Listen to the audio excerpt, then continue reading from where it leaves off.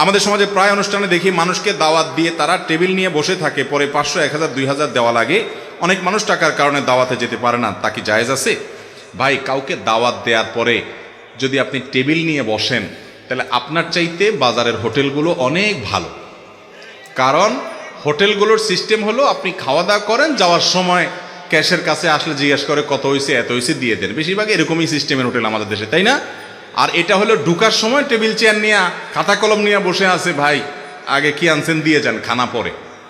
ঠিক না ঠিক? আমি প্রায় বলি ভাই, ডাকাইতে ডাকাতি করার সময় একটা অস্ত্র রাখে, আর এরা ডাকাতি করার সময় চেয়ার টেবিল আর খাতা কলম নিয়ে বসে। বেশ কম এতটুকু।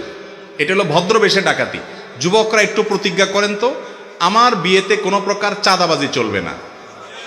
আমার বিয়েতে কোনো প্রকার চাঁদাবাজি আমি অ্যালাউ করব, কিন্তু এটা বুকের বল নিয়ে বলার জন্য কিছু পয়সা করে কামাইতে হবে আগে।